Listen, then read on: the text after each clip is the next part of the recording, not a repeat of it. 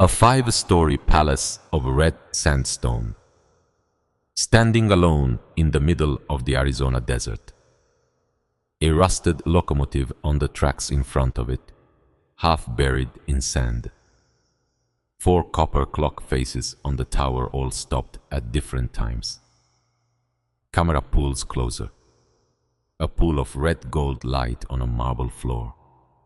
The wind moves through broken stained glass.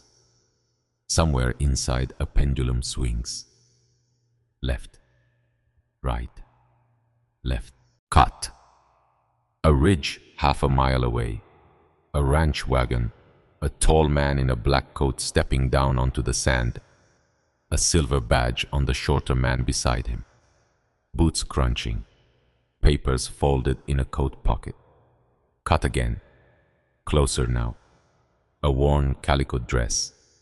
A brass compass warm in a small hand. 18 years old. 5 feet tall. Standing at the base of stone steps that should not exist. She has been walked into a trap she is not supposed to survive. She smiles. She has already opened the compass. They gave her $87 for 10 years of work. Then they told her to leave by sunrise. Her uncle thought he was throwing her away forever. He thought he was closing a ledger. He thought that would be the end of it. He was wrong. He was wrong in a way that no one, not the smirking clerk who cheated her, not the aunt who barely looked up, not the man who had spent 10 years planning what he was about to do, no one could have imagined. The dust on her boots was 3 days old. The sun was climbing. The sky was that hard bleached blue that Arizona gives you in June. And Marigold Wexler, 18 years old, 5 feet tall, in her worn calico dress, kept walking. Because there was nowhere else to go. Because behind her was a ranch that no longer had a room for her. Ahead of her was a piece of paper that said she owned 5 acres of nothing. And in her pocket, wrapped in a scrap of oiled leather, was the only thing in the world that still belonged to her father. A brass compass. Cold. Heavy. Warm metal, warm. Actually, since she'd been holding it for 2 hours. She stopped. Wiped her forehead. Looked at the 2 rusted rails that ran into the shimmering distance like the world had drawn a line and dared her to follow it. She followed it. They called her Goldie back at the ranch. Not because they liked her. Because Aunt Verly once said her hair caught the light like a nickel in a mud puddle. And her cousins had laughed for a week. The name stuck. Goldie. Like a joke that stopped being funny before she'd even understood it. She kept walking. 10 years. That was how long she'd worked for the Wexler Ranch. 10 years of hauled water and mended socks and dawn-dark mornings. 10 years of scraping her knuckles bloody on a washboard that wasn't hers. 10 years, and they'd handed her $87. 87. She said the number in her head over and over, like she was checking that it was still real. $87. And a compass. And a rail line that led to nowhere. But her father had told her once, when she was maybe 6 years old, sitting cross-legged on the floor of his workshop while he drew the ridge lines of a mountain. None of them would ever climb, her father had said. Nobody lays a rail to nowhere, Marigold. They were always going somewhere. And she had believed him then. She still believed him now, which was maybe the only reason her boots kept moving. Her father's workshop had smelled like ink and paper and something sharp and clean, like lemon peel. That was her earliest memory. Not a face, not a lullaby, a smell. Josiah Wexler was a cartographer. Territorial survey. That's what the letters after his name meant, the ones stamped on the vellum sheets he brought home from town. He was a quiet man. long fingers, careful eyes, the kind of eyes that seemed to be measuring things even when he was smiling. He measured her once when she was 5. He drew the outline of her small hand on a scrap of paper, then folded it carefully, then tucked it into his coat pocket. She asked him why. He said, "Because someday your hand is going to be bigger than this, and I want to remember when it was still small enough to fit in mine." She had thought that was the strangest thing anyone had ever said. Now, 13 years later, she thought it was the most beautiful. He kept the workshop light, really light. He'd punched a skylight into the roof himself, and even on gray mornings it glowed. He said map makers needed to see clearly. Said darkness lied. Said the land would tell you its story if you knew how to read it, but only if you had the light to read by. He taught her.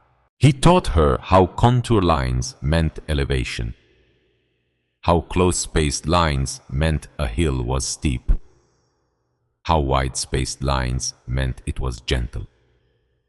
He showed her how to find true north from the stars, how a compass needle would tremble but never lie, how Polaris sat almost exactly where the tip of the Little Dipper wanted you to look. She was 6 when he promised her a compass of her own. "For your 7th birthday," he'd said, "I'm making it myself." He'd shown her the case, turned brass, warm and solid. He'd shown her the tiny sliver of turquoise he'd found on a survey trip out near the Superstitions, a fleck of sky he was going to tip the needle with.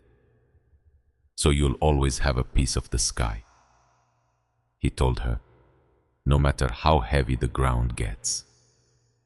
She was 7 and 11 days old when the fever came, and she never got the birthday party. She remembered fragments. A neighbor's voice hushed urgent. Her mother's forehead wet with sweat that ran into her hairline. Her father sitting in a chair beside the bed, with his head in his hands. The rasping sound he made when he tried to breathe. She remembered the doctor, a short man with a gray mustache. He said the word cholera the way people said the word war, like it was too big for the room. She remembered the funeral. 2 graves, fresh dirt, the way the wind picked up as they lowered the second coffin, and how nobody stopped it. And she remembered later, much later, after the graves were covered and the neighbors had gone home. She remembered standing alone in the workshop. Because that's where she went. Because that's where he'd been. The compass was on his desk, finished, polished. The turquoise needle tip winked at her in the light from the skylight. She picked it up. It was warm. She has never been able to explain that, not to anyone, but she has never forgotten it. The brass was warm like he'd just set it down. And that was the moment, right there. The moment when a certain kind of stubborn thing woke up inside her chest and refused to go back to sleep. Because her father had promised her that compass, and he had made it. And now it was hers, and nobody, not a fever, not a preacher, not the whole cracked open sky was going to take it away from her. For almost a year after the funeral, she lived with a neighbor woman in Ash Hollow, a widow named Mrs. Pearl, kind enough, distracted. She fed Marigold and did not ask her too many questions, which was at the time the greatest kindness anyone had ever shown her. Then Uncle Ellery came to collect her. He drove up in a black wagon. He wore a black hat. He looked at her the way he might look at a heifer he was thinking about buying and had already decided he wouldn't pay full price for. "You'll live with us," he said. He didn't say welcome. He didn't say sorry. He said, "You'll earn your keep." And that was the deal. That was every word of the contract. She rode in the back of that wagon with her father's trunk and her mother's shawl and one small brass compass wrapped in a handkerchief. She did not cry. She had done all her crying in the workshop, which turned out to be a good habit to get into. Because for the next 10 years, nobody at the Wexler Ranch was going to ask her how she felt. They gave her the line shack, half a mile from the main house. One room, dirt floor, a cot, a stove that smoked when the wind blew wrong, and a small square window that looked west, where the sun set behind the low blue mesas every night like it was tired and wanted to lie down. She was 8 years old. She learned to keep the fire going. She learned to boil water in a pot. She learned how to make her bed the way Aunt Verily liked it. Hospital corners, no wrinkles, quilt folded, exactly at the foot. She learned to be gone from the main house by dawn and not come back until sundown. She learned to be quiet. Quiet was very important. Because Aunt Verily had a headache almost every afternoon. Because Uncle Ellery didn't like to hear a child talk during dinner. Because her cousins, 3 of them all older, all louder, had decided that Marigold was a burden the family had taken on out of Christian obligation, and they wanted her to know it. So she was quiet. She mended fences. She darned socks. She tended the kitchen garden. She hauled water from the well. She scraped hides. She fed chickens. She cleaned lamp glass. She learned that if she worked hard enough, no one would look at her, and if no one looked at her, she could hold whole conversations with her father in her head, and no one would ever know. Her father in her head was very kind. Her father in her head always answered her. She was almost 12 before Amos Kettleridge said her name. Amos was the old ranch hand. He'd worked for the Wexlers for going on 30 years. He was tall and stooped, and his skin was the color of a saddle that had been rained on and dried 100 times. He didn't talk much, which was a lot of what she liked about him. He was fixing the corner post of the corral. The dry post, the one that always went first in the summer. She was walking by with a bucket. "You," he said. She stopped, turned, looked at him.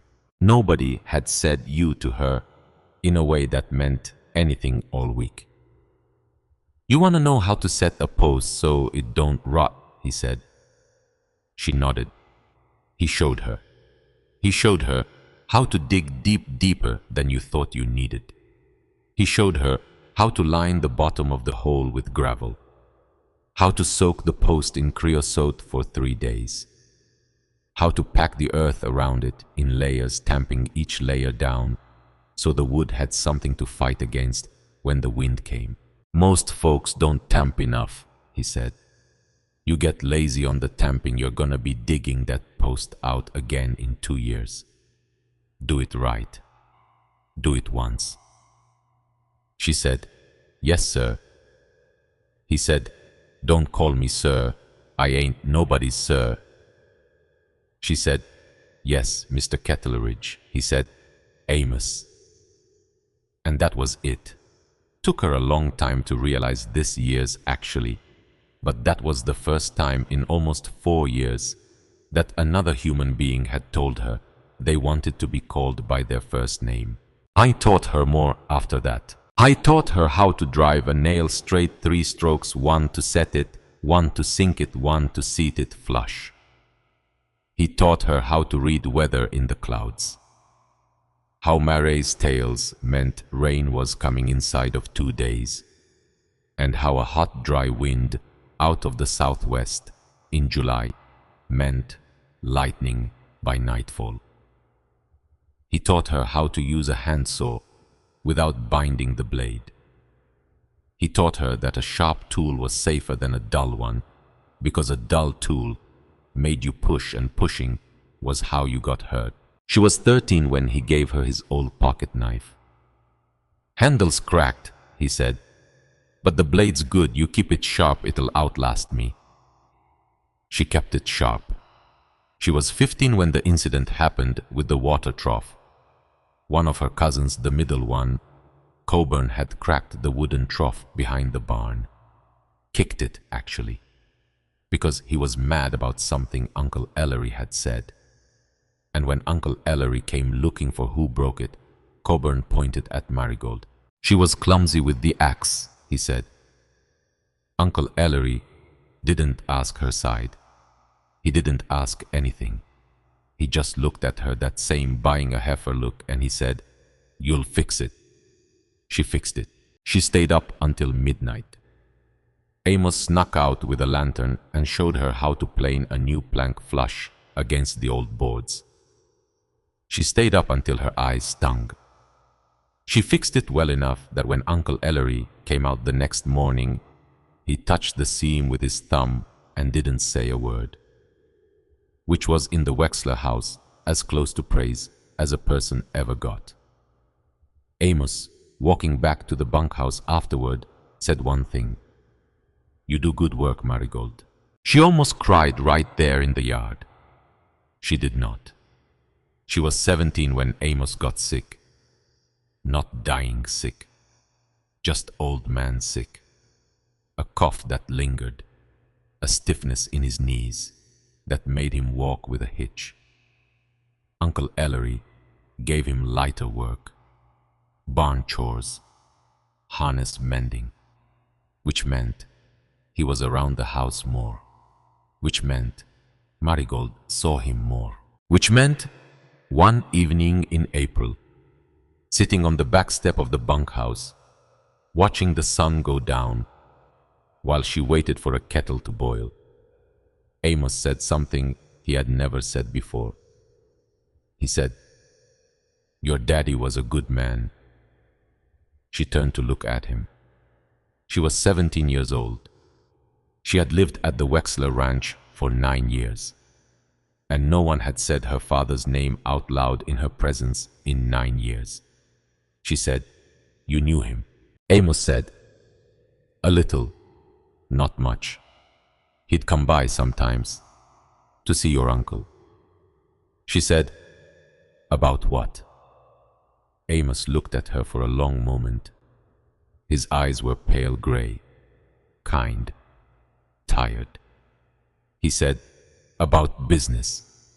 I don't know what business. Wasn't my place to ask." She waited. He said, and this is the sentence she would come back to years later and turn over in her mind like a compass in her palm. He said, "I remember he came by the week before he got sick. Him and your uncle went into the office and shut the door. I remember 'cause your daddy left angry, real angry, and your uncle came out looking like he'd swallowed something sour." She said, "What were they arguing about?" Amos said, "I don't know, child. I really don't." He looked down at his hands. Then he looked back up at her, and his mouth did something complicated. He said, "But I've thought about it since. More than once." The kettle whistled. She stood up to get it, and she did not think about that conversation again for many months. She did not think about it, actually, until she was already walking away from the ranch with $87 and her father's compass in her pocket. By then it was too late to ask Amos anything else. The dismissal came on a Tuesday morning in late May. Uncle Ellery called her up to the main house. She wiped her hands on her apron. She took her apron off. She walked the half-mile in the growing heat, and she could feel the way an animal can feel a storm coming, that something was about to end. His office smelled like cigar smoke and old leather. She had been in it maybe 6 times in 10 years. He didn't ask her to sit. He stood behind his heavy oak desk.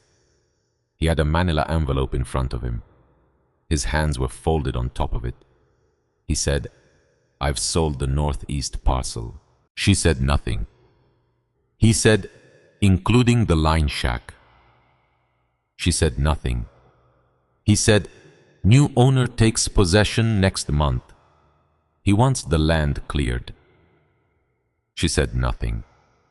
He said, your cousin Robert is getting married in the fall.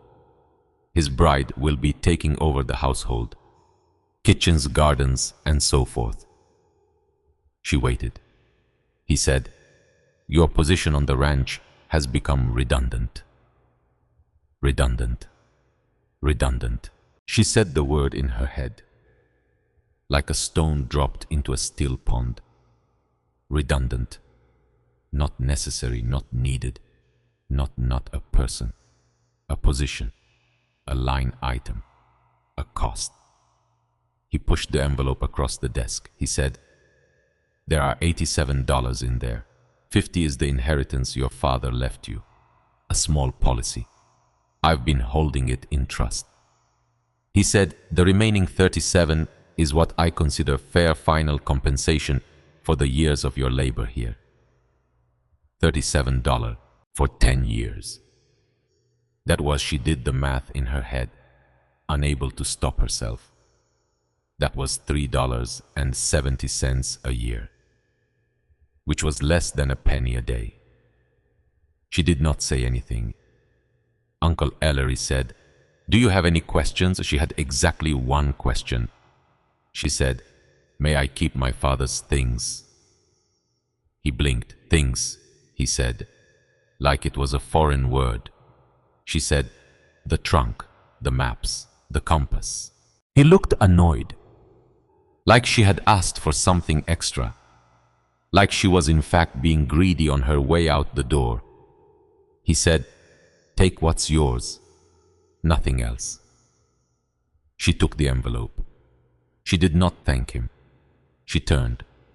She walked out. Her footsteps were silent on the polished floorboards. Her hands were shaking, but only a little, and she did not think anyone could see.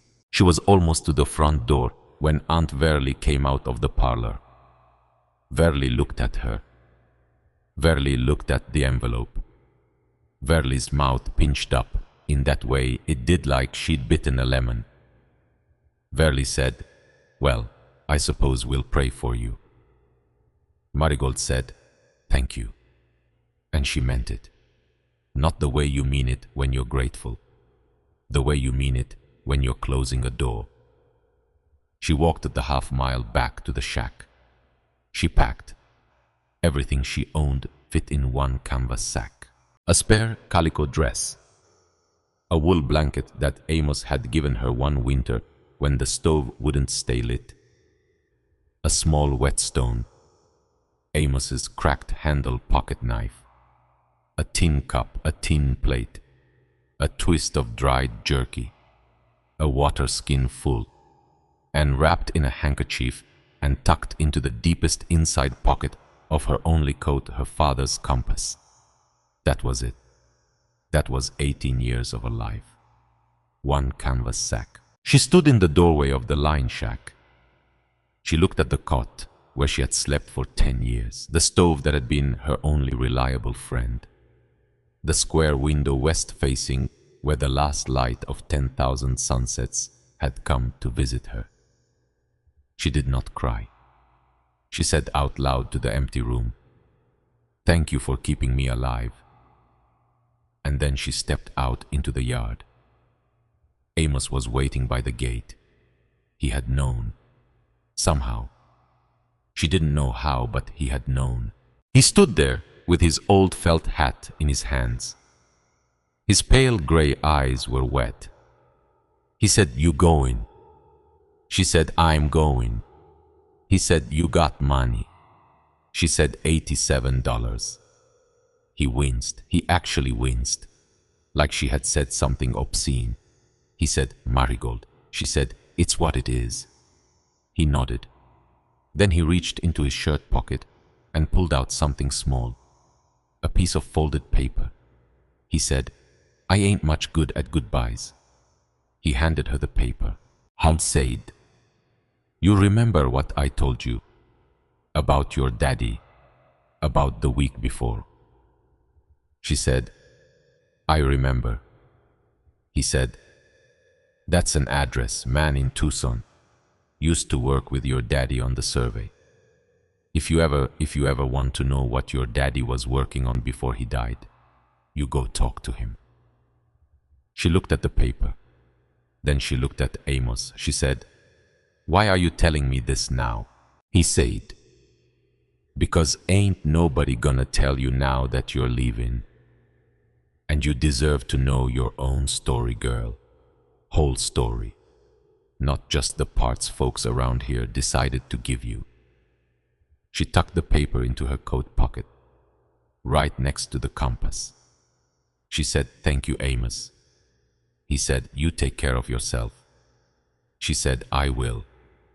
He said, you come back and see me sometime. She said, I will. She would not. She would never see Amos Kettleridge alive again. But she did not know that yet. She walked east. She followed the old Meridian spur. The rails hadn't seen a train in 20 years, everyone said. The line had been built during the silver rush of the 60s. It was supposed to run all the way out to a strike near the Chiricahuas. Except the strike had turned out to be a swindle. The company had folded. The rails had been left where they lay, and the desert had started slowly and patiently to take them back. She walked between the rails. The ties were rotted, sun-bleached, half swallowed by drifts of pale sand. Bunches of creosote grew up through the gaps.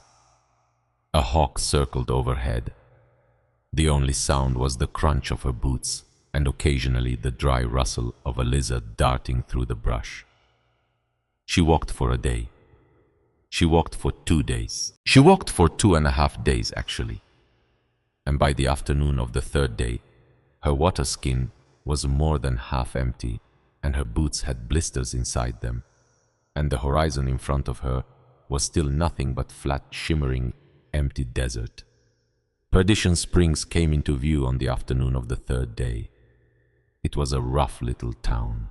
False-fronted buildings, a saloon with a peeling sign, a livery stable, a general store, a land office with a warped wooden door that hung slightly crooked, and a clerk inside, who looked up when she walked in and immediately did not stand up. His name was Ferrin Perdue.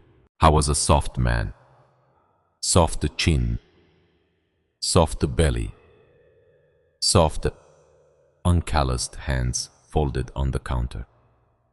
He had a stain on his vest that might have been coffee and might have been something worse. He looked at her dusty small 18 years old alone, and his mouth curled into a smile that had no kindness in it. Help you her, he said. She said, I'd like to buy some land. He said, that's so. She put the envelope on the counter. She said, I have $87. He looked at the envelope. He looked at her. He laughed. He laughed for about 6 seconds. It was not a nice sound. It was the sound of a man who thought he was being handed the best joke of his week. He said, $87. She said, yes. He said, miss, $87 might get you a burial plot, not much else. She said, I don't want a burial plot. He said, what do you want? She said, I want a place to live. He looked at her for a long moment. Then something changed in his eyes. Something she would think about this later. Something like a man who has just realized he's been handed an opportunity. He said, well, now, there is one thing. He got up. He walked to the fly-spotted map pinned on the wall behind him. He tapped a section far east, right along the old Meridian spur. He said, there's a 5-acre lot out here, along the abandoned line. Been on the books for 10 years.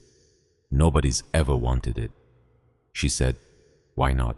He said, it's nothing, miss. Sand and a pile of tumble-down boards. A shack, according to the survey, if you can call it that, ain't been touched in 20 years. She said, "How much?" He said, $86.50, deed and filing fees together. She said, "I'll take it." His smile faltered, just for a second, just long enough for her to notice. He said, You'll take it." She said, "Yes." He said, "Miss, have you been out there?" She said, "I've been walking along the tracks for 3 days." He said, "Yeah, well, the lot's another day out, past the last mile marker. It's the middle of nowhere," she said. "Then it's exactly the place for me." He looked at her. She looked back at him. Something was going on behind his eyes. She could see it. He was calculating. She couldn't quite name it, but he was pleased about something. Pleased in a private, unpleasant way. Like a cat that has just seen a bird land inside a closed room. He said, "All right then, miss." He got the paperwork. She signed. Her hand was steady. She wrote her name, Marigold Wexler, in careful letters, the way her father had taught her to write, and the ink dried quickly in the dry desert air. She paid $86.50, counted out on the counter. 2 $5 gold pieces, a couple of eagles, a handful of silver, and 1 long-suffering penny to make up the last cent. She had 50 cents left. She used 40 of it to buy a small sack of flour and a strip of dried beef from the general store. She used the last dime to buy a box of matches. Then she walked out of Perdition Springs and back toward the tracks. Ferrin Perdue watched her go. He stood at the window of the land office, and he watched her walk east back the way she had come, until her small dark shape was swallowed up by the shimmering heat of the desert. And then he smiled. He smiled a slow, satisfied smile, because she had just done something he had not expected her to do. She had just paid for a piece of land that he had a private arrangement to buy back at 10 cents on the dollar if it ever went unclaimed for another 6 months, which it would. Because he had just sent an 18-year-old girl with 50 cents in her pocket, and 1 water skin, and no wagon, and no horse, out into 50 miles of open desert. She would not survive. He had done the math. He walked back to his desk. He wrote a short note to a man in Tucson, a man who had certain interests in certain undeveloped railway parcels, and he sealed it with wax. He did not know that the girl he had just cheated was carrying a compass her father had made her. He did not know that she could read the land. He did not know that she could find true north from Polaris, and estimate her position from the angle of a mesa, and calculate a walking pace against the falling sun. He did not know that she had been trained from the age of 5 by a cartographer. He did not think about any of that. Ferrin Perdue was about to have a very expensive week. He just didn't know it yet. She walked all afternoon. She walked into the evening. She camped that night beside a low outcrop of rock, wrapped in her wool blanket, listening to coyotes call somewhere far off in the dark. She ate a small piece of jerky.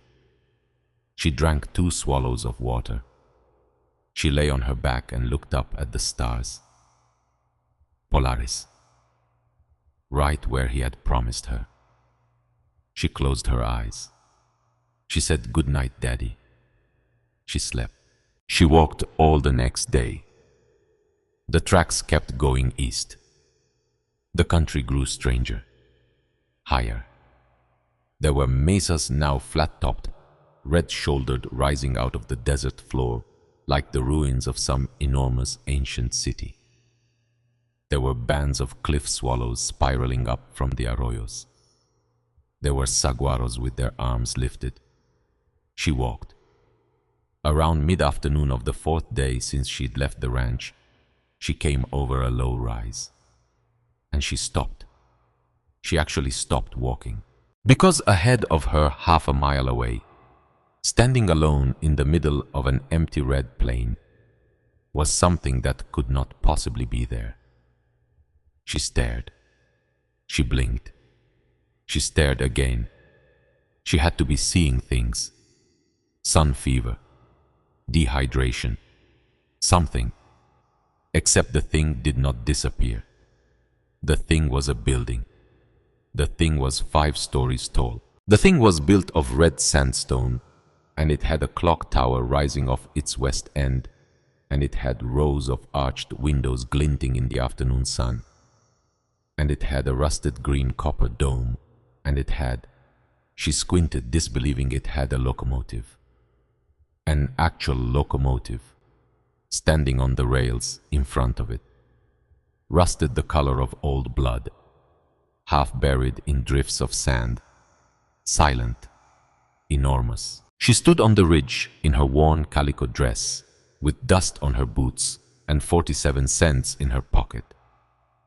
And she stared at the thing that could not be there. She whispered out loud to nobody, "That's not a shack." She started walking down the ridge. She walked faster. She was almost running by the end. She came up to the building, and the closer she got, the bigger it got, and the more impossible it got. It was a full-sized railway station, a grand one, a palace of a railway station. There were carved stone lintels above every doorway. There were the shattered remains of stained glass. In the tall arched windows, she could see fragments of red and gold and deep blue still catching light. There was a stone plaque above the main entrance. She stepped closer. She squinted up at it. The letters were weathered, but still legible. Meridian Halt. She stood there with her mouth slightly open. She turned and looked at the locomotive. She turned and looked back at the station. She looked up at the clock tower. It had to be 80 feet tall, at least. Maybe more. There were 4 clock faces, one on each side. Huge circles of copper darkened almost to black. The hands were still there. All of them stopped at different times. Except. She looked more carefully. The clock face pointing west. The one facing her was pointing at 12. She thought. She glanced east. She walked around the tower. She looked up. The clock face pointing east said 7:42, which was different, which was actually wait. The south face said something else again. The north face was too high and too shadowed to read. That was strange. If all 4 clocks were broken, they should all be stopped at the same time, or at random times, right. Unless, she shook her head. She was tired. She hadn't eaten a real meal in 4 days. She was seeing things. She pushed at the main door. It didn't move. She pushed harder. Something creaked. Something groaned. The heavy oak door swung inward, maybe 6 inches, and then jammed against a drift of sand that had built up on the inside. She squeezed through the gap. She stepped into the interior of Meridian Halt, and the world went very quiet. The main hall was enormous, vaulted, cool. The sun was coming down through the broken stained glass in long slanting shafts of color, and the light hit the marble floor in pools of red and gold and blue. There were 2 grand staircases on either side of the hall, curving up to a mezzanine. There was a ticket counter, its wood dark with age. There were carved wooden benches, once beautiful, now covered in dust. The ceiling was 50 feet above her head. She turned in a slow circle. She said out loud softly to no one, "Nobody lays a rail to nowhere." Her voice echoed. She started to laugh. She couldn't help it. She laughed a small, cracked, exhausted laugh, and then a bigger one, and then she was standing there in the middle of a broken palace, laughing until she cried, and her tears cut clean streaks in the dust on her face. Because she had paid $86.50 for what a soft-bellied man in Perdition Springs had called a pile of tumble-down boards, and she had ended up with a cathedral. She stayed there for a long time. Eventually, she sat down on the marble floor in one of the pools of red gold light. She unwrapped her handkerchief. She took out the compass. She held it up. The needle spun slowly, settled. The turquoise tip pointed north. She whispered, "Daddy, what is this place?" The compass did not answer, but it was warm. She spent the rest of that afternoon exploring. She was careful. She moved slowly.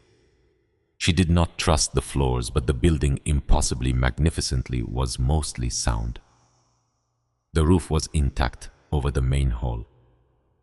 Most of the windows were broken, but the walls were solid. The staircases held her weight. The mezzanine looked out over the great room and had a row of small offices along the back, each with a nameplate too rusted to read. She found a station master's office. She found a waiting room with brass fixtures still bolted to the wall. She found in a small side chamber an iron stove, cold, old, but intact. She found running water, which almost made her sob out loud in a stone cistern room. A great cast iron pump connected to some underground source. She worked the handle. It squeaked, it groaned, and then a slow, cold, clear stream of water poured into the trough beneath it. She drank. She drank until her stomach ached. She filled her water skin. She filled it again. She washed her face. She stood there with cold water dripping from her chin, and she laughed out loud at nothing. By the time the sun was setting, she had made a decision. She would sleep in the station master's office. It had a heavy door that could be closed. It had a window that could be latched. It had, most importantly, a small stove in the corner, one that connected to a chimney she could see, went up through the ceiling and out the roof. She gathered dry creosote branches from just outside the door. She started a small fire in the stove. She heated water. She soaked a strip of jerky in the water until it was soft enough to chew. She ate it with a small pinch of flour mixed in to thicken the broth. It was the best meal she had eaten in 10 years. She was so tired. She spread her wool blanket on the wooden floor. She lay down. She put her hand on the compass in her coat pocket. She fell asleep almost instantly. She dreamed of her father. He was standing in the middle of the great marble hall, younger than she remembered. He was smiling. He said, "You made it, Marigold." She said, "Where are we?" He said, "Somewhere." She said, "Who built this?" He looked at her for a long time. His eyes were kind. His eyes were sad. He said, "That's the question, isn't it?" And then something began to ring. A bell. A slow, deep ringing bell. She woke up. The first thing she thought was that she was still dreaming. Because the bell was thing she thought was that she was still dreaming. Because the bell was still ringing. Once, twice, 3 times. Slow, deep, deliberate. The sound came down through the ceiling. It vibrated in the wooden floorboards under her back. She sat up. She counted. 9, 10, 11, 12. 12 chimes. Midnight. The bell stopped. She sat very still in the dark. The fire had burned down to embers. The room was cold. Her breath fogged in front of her face. She said out loud, in a voice that did not sound like her own, "That clock is not broken." The clock in the tower had just chimed midnight, but the clock in the tower had been abandoned for at least 20 years. Clocks she knew she had watched. Amos wind the ranch's mantel clock every Sunday for a decade. Clocks did not run themselves. Clocks needed a hand. Someone had to lift the weights. Someone had to wind the spring. Otherwise, the whole mechanism ran down in a week and stopped. This clock had chimed, which meant someone had wound it, which meant she was not alone. She stood up, slowly, silently. She picked up Amos's pocket knife from beside her blanket. She opened the blade. It made a soft, definite click. She listened. The station was silent, but the station had been silent when the clock had started to chime too. She lit a stub of candle from the embers. She cupped the flame with her palm. She opened the door of the station master's office and stepped out into the mezzanine. The great hall below was dark. The stained glass windows were dim rectangles. Cold moonlight came down through them in gray strips. Nothing moved. She followed the wall. She found a narrow spiral staircase at the base of the clock tower. Iron, rusted, bolted to the stone. She climbed. Her heart was pounding. She could hear it in her ears. She climbed 1 flight, 2 flights, 3, 4.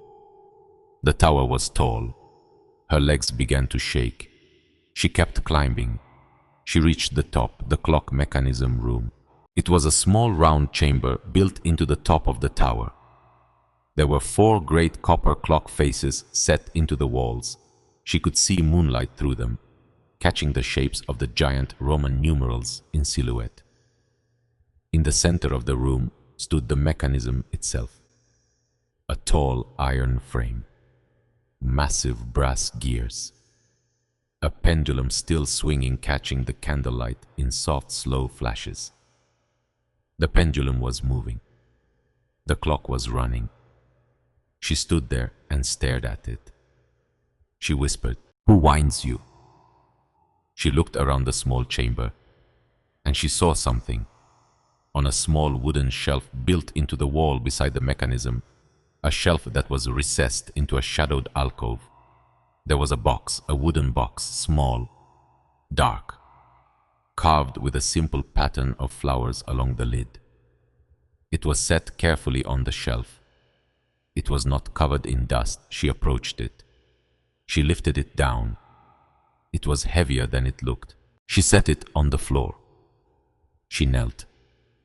Her hands were shaking now, but she did not know if it was from cold or from something else. She undid the small clasp on the front of the box. She lifted the lid. Inside, wrapped in a piece of soft blue cloth, was a stack of gold coins. She counted them by candlelight. Her breath held. 26 coins, $20 gold pieces, $520. She sat there with her hand pressed against her mouth for a long time. She lifted the coins carefully. She set them aside. Underneath the coins at the bottom of the box was a small carved wooden bird, a finch, dark wood worn smooth by many years of handling. And beneath the finch, folded once, was a letter. The paper was yellowed. The ink was dark and even. Her hands were shaking so badly she could barely unfold it. The letter began, "To the one who finds this place, my name is Nessa Alvarado." She read. Somewhere below her, in the vast marble hall of Meridian Holt, the wind moved through the broken windows. The stained glass creaked. A single loose pane high up in the arched south window chimed softly against its lead frame, a sound almost like a bell but smaller, almost like an answer. She kept reading. She did not know it yet, but her whole life had just begun. She read the letter 3 times. She read it slowly, the first time because her hands were shaking and the paper was fragile. She read it faster the second time because her heart was starting to catch up with her eyes. And she read it the third time out loud in a whisper because she wanted to hear the words in the room. The letter said, "To the one who finds this place, my name is Nessa Alvarado. I lived at Meridian Halt for 22 years. My husband, Rafael, was the signalman here. He died in a coupling accident in the winter of 1882. And I stayed on because I had nowhere else to go, and because I had a boy to raise, and because this station, as strange as it looks, became my home.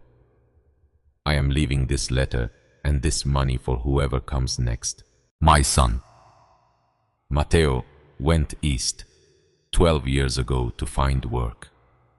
I have written to him many times. He has never answered. I do not know why. I do not know if he is alive. I do not know if he has forgiven me for not going with him. I am old now. The stairs to this tower have become too much for me. Friends of mine are going to help me leave this place and go to live in Coyote Wash, 5 miles east down the tracks. It is a settlement you will not find on any map. If you follow the rails past the bend at the Red Mesa, you will come to a narrow cut in the canyon wall. Go through it. You will find people there. Tell them my name. They will know you. The money in this box was meant for my son. If you are reading this, then he did not come home. Use it to build something. Use it to be safer than I was. Do not thank me. I am not a saint. I am a woman who ran out of time. Keep the finch. My husband carved it for our boy when he was 2 years old. It has been in my pocket for 35 years. I do not need it anymore. There is one more thing. The clock in this tower is not broken. It has never been broken. I wound it every week for 22 years. When I could no longer climb the stairs, someone else began to wind it for me. If you hear it chime, do not be afraid. It is only her. Marigold set the letter down. She sat there in the moonlight, in the round chamber at the top of the clock tower. The pendulum swung. Left, right, left.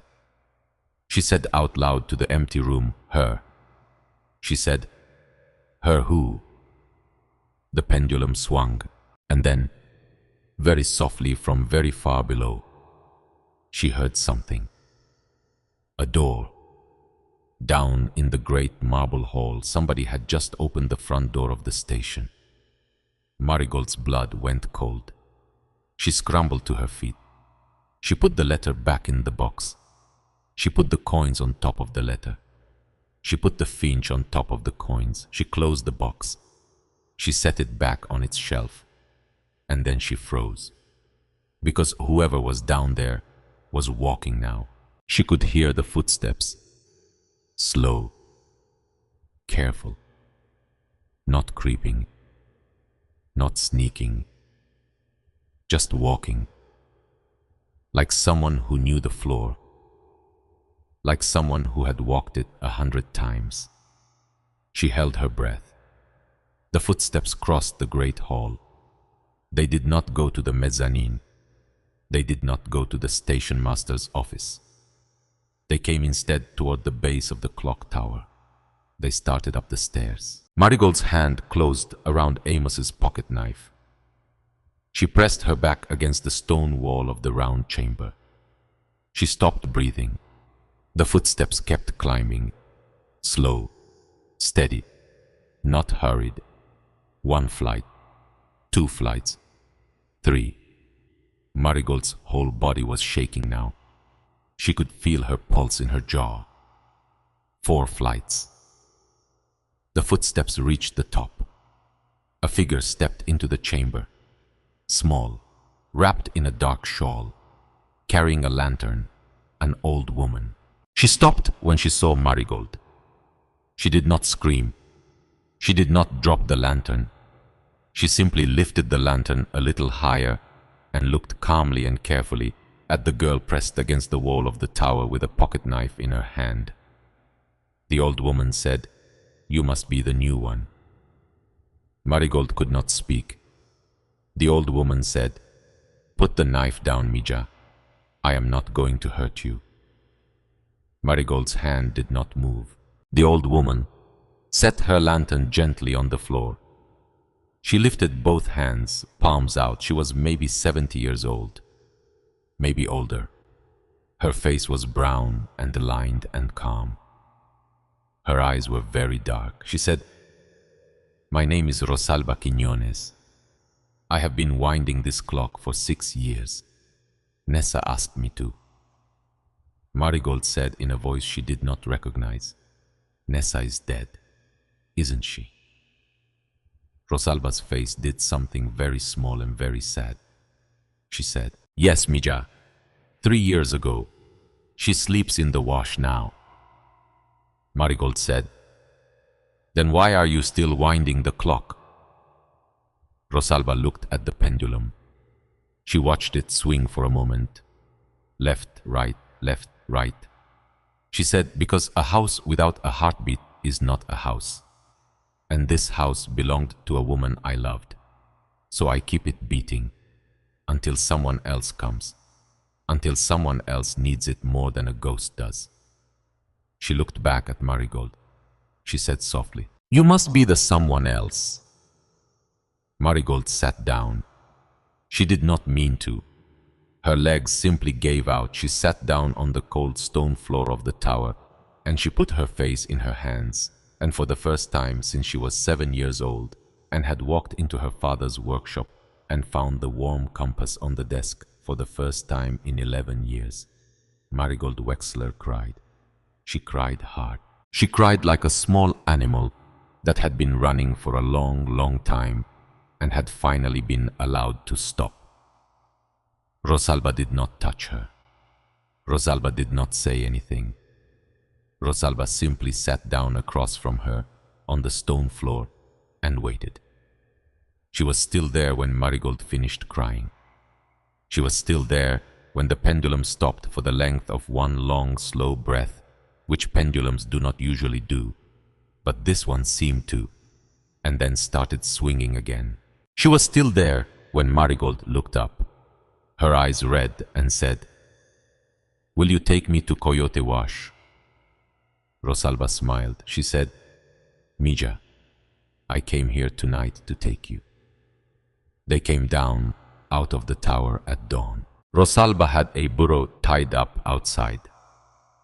A small brown patient animal named Chico, who did not care about clocks or ghosts or letters and only wanted to be somewhere with the grass. Marigold rolled up her blanket and packed her canvas sack and put on her coat. She tucked the compass into her pocket. She left the wooden box and the coins and the letter and the finch exactly where they had been. She said to Rosalba, "I don't want to take the money yet." Rosalba said, "Why not?" Marigold said, "Because I haven't earned it yet." Rosalba looked at her for a long moment. Then she nodded, slowly, like she was making a decision about something. She said, "Your father raised you well." Marigold looked up. She said, "You knew my father?" Rosalba said, "Not yet, but I recognize his work in you. Come, we have 5 miles to walk." They walked east along the track. The sun rose behind them. It threw their long, thin shadows out in front of them like arrows pointing the way. The rails glittered. The desert breathed. Somewhere far off, a covey of quail startled up out of the brush. Marigold walked beside Rosalba. She did not ask questions. Not yet. She had a feeling, the same feeling she used to get when Amos was about to teach her something, that if she was quiet, the answers would come to her in their own time. They walked for maybe an hour. Then Rosalba said, Nessa never told her boy she was leaving the station. Marigold said, what Rosalba said. When Nessa moved to the wash, 6 years ago, she wrote to him, told him where she was going, asked him to come home. Marigold said she wrote in the letter she hadn't heard from him. Rosalba said she hadn't heard from him, but she wrote to him. Marigold said then he never got the letter. Rosalba said that is what we thought for a long time. They walked. Marigold said slowly, Rosalba, are you telling me he got the letter? Rosalba said, no, mija, he never did. Marigold said, then what are you telling me? Rosalba said, I am telling you that Mateo Alvarado never left the territory. Marigold stopped walking. She said, what? Rosalba stopped too. She turned. She looked at Marigold in the pale gold light of the morning. She said, he went east to look for work 12 years ago. He got as far as Tucson. He worked for a season on the freight yards. And then 6 years ago, he came home to Meridian Halt. He walked all the way from Tucson. He came looking for his mother. Marigold said, and Rosalba said, she was already gone. She had moved to the wash 3 weeks earlier. Marigold said, did he not go looking for her? Rosalba said, he did not know where to look. There was no forwarding note. There was nothing in the station. He waited 2 weeks. He thought she had died. He thought maybe some drifter had come through and taken her. He nearly lost his mind. Marigold said, Rosalba. Rosalba said, he never came to the wash. He lives on the far side of the arroyo now, alone, in a small cabin he built with his own hands. He believes his mother left him because she was tired of waiting. He has believed that for 6 years. Marigold said, and she died believing. Rosalba said, she died believing that her boy had never forgiven her for staying at the station. Marigold could not speak for a moment. She said finally, that's awful. Rosalba said, yes, it is. Marigold said, why didn't anyone tell him? Rosalba said, because we did not know he was here, mija, not for a long time. He does not come into the wash. He does not speak to us. He works alone. He hunts alone. He is a man who has decided that people are not for him. We only learned he was there 2 years ago, when one of our shepherds came across his cabin. And by then, Nessa had already been in the ground for a year. Marigold said, why didn't you tell him then? Rosalba was quiet for a long moment. Then she said, because I did not know how. She looked at Marigold. Her eyes were very old and very tired. She said, how do you go up to a grown man in his own doorway and tell him your mother waited for you every day for 6 years? She wrote to you. She loved you. She died believing you were the one who had turned away. How do you do that, mija?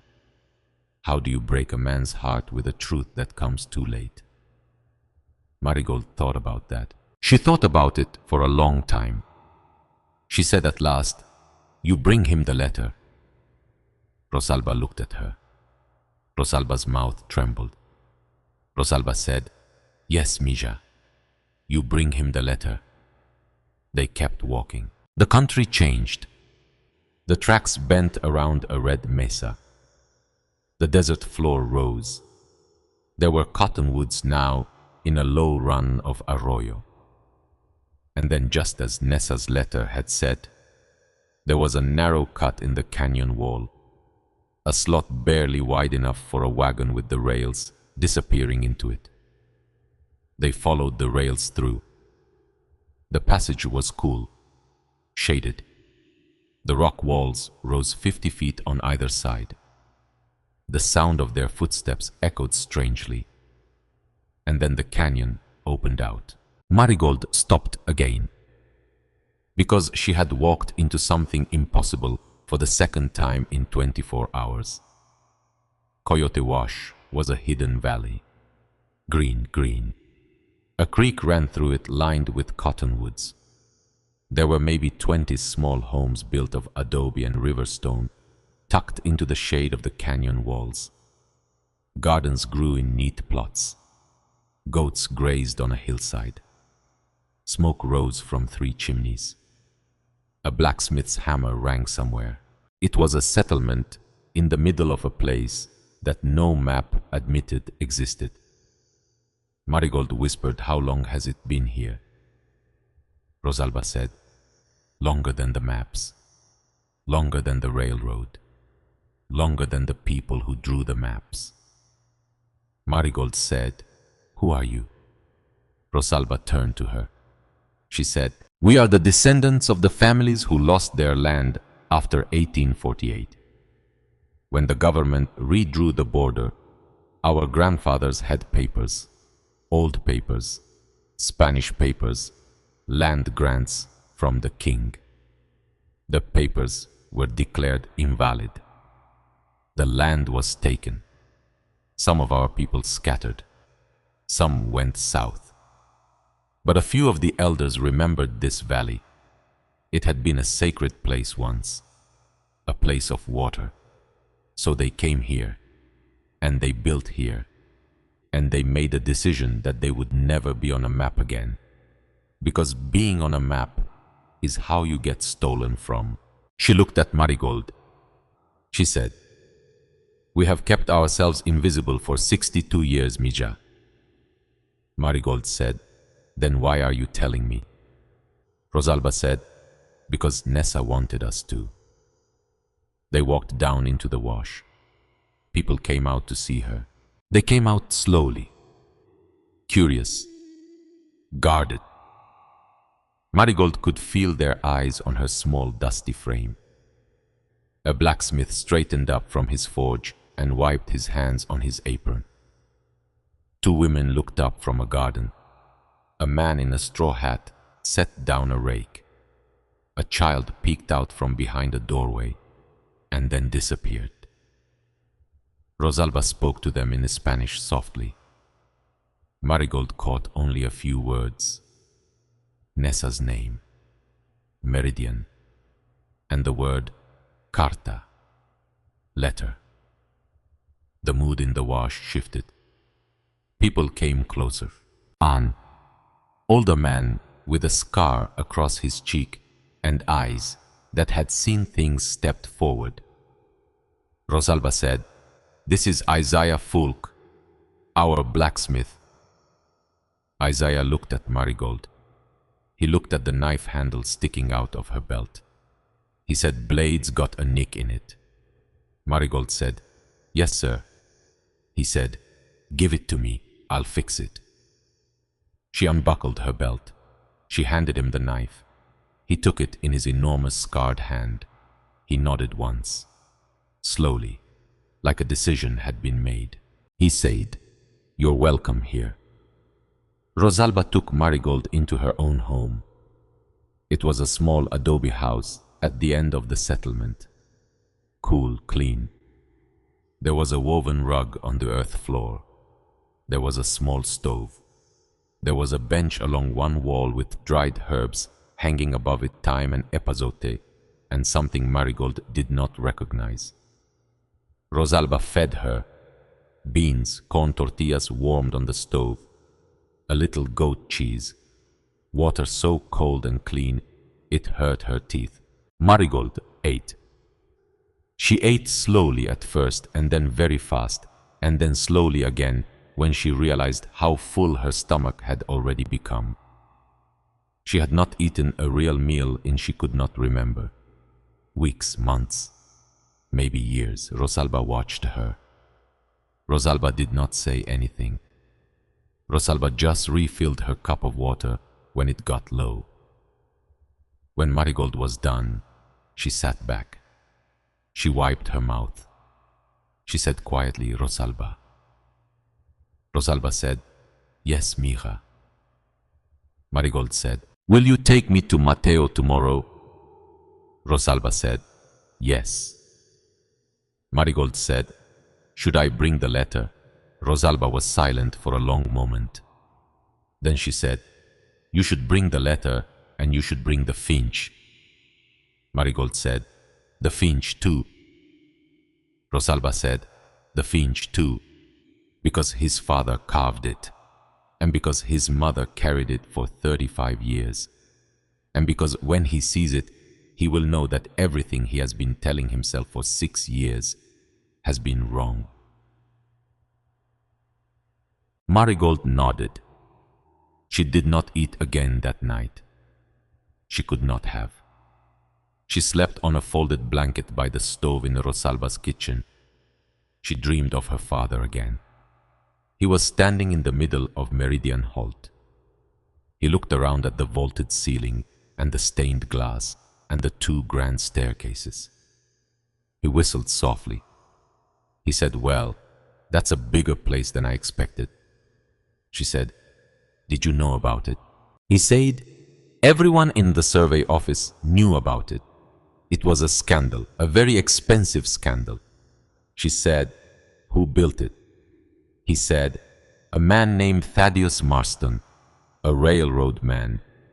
He wanted to be the emperor of the Southwest. He built this station because he was going to run tracks from here down into Mexico. He was going to make Meridian Holt the transfer point for a whole empire. She said, What happened? He said softly, He was a liar, sweetheart. He was cheating people. He was taking land that wasn't his, and when the truth started to catch up with him, the whole company folded and he ran off to Argentina, and every mile of track he had planned turned to rust. She said, Did you know him? He was quiet for a long time. He said finally, I did some work for his company once, a long time ago. She said, Daddy. Ham said, Not now, sweetheart. There are things you need to find out on your own. And there are things you need to bring to a man who is waiting to hear them. She said, Mateo. He said, Mateo. She said, How do I say it, Daddy? How do I tell him?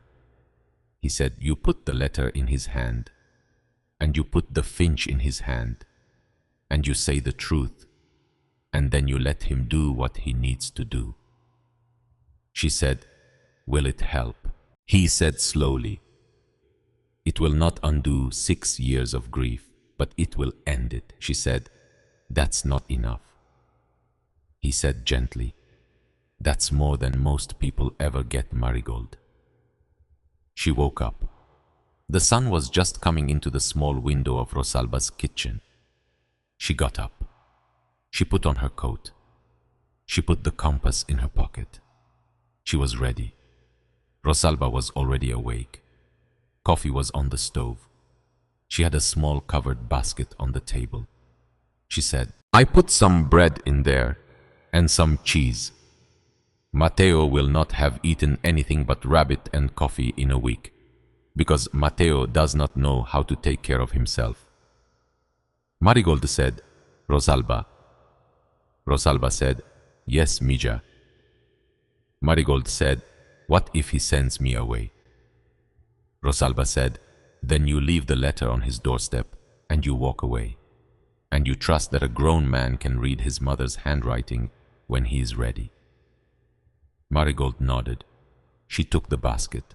They walked back through Coyote Wash together, and Rosalba pointed to a path that went up the far side of the arroyo, past a stand of cottonwoods, up a low ridge, and out toward a small cabin she could just see in the distance. Rosalba said, I will wait for you here.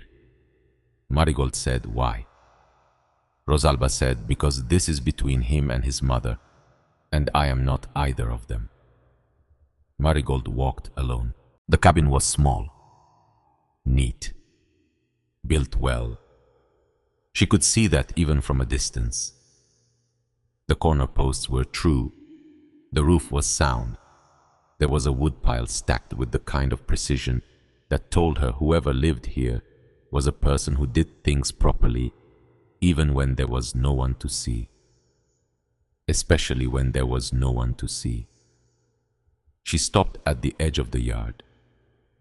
She did not step onto the property. She stood at the low stone wall that marked the boundary, and she waited. She had learned that from Amos. You do not walk onto a man's land without giving him a chance to see you coming. She waited. After a minute, the door of the cabin opened. Mateo Alvarado stepped out. He was tall, broad through the shoulders, maybe 34 years old, with black hair going gray at the temples and a beard that had not been trimmed in a while. He wore a canvas coat. He had a rifle in his hand, not raised, just held. He looked at her. He did not say anything. She said, "My name is Marigold Wexler." He did not say anything. She said, "I've been living at Meridian Holt for the last 4 days. I found something there, something I think belongs to you." He looked at her.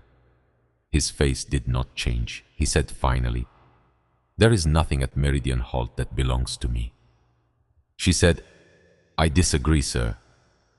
Something in his eyes flickered. Nobody had called him sir in a long time. He said, "Who sent you?" She said, "Rosalba brought me part of the way, but nobody sent me. I came because a woman named Nessa Alvarado wrote a letter 6 years ago and hid it in the clock tower. And I read the letter last night, and your name is in it." He went very still. He said, "You are lying." She said, "I am not." She reached into her coat pocket. She took out the letter folded once and the small wooden finch. She held them out toward him across the low stone wall. She said, "I brought them to you." Hyde did not move. He said, "Where did you get that?" She said, "The finch was in the box at the top of the tower, with the letter and the coins." He said, "That's my father's carving." She said, "I know." He said, "That's how did." She said, "He carved it for you when you were 2 years old. Your mother had it in her pocket for 35 years. She left it in the box because she was hoping someone would bring it to you." His face broke. It broke in the way. Faces break when a person has held something in for so long that they no longer remember what they were holding. It broke in slow motion. His mouth went, and then his eyes went, and then his shoulders went, and then the rifle slipped out of his hand and clattered to the ground. He walked toward her. He walked to the stone wall. He took the letter. He took the finch. His hands were shaking so badly he could barely unfold the paper. He read. He read, standing up.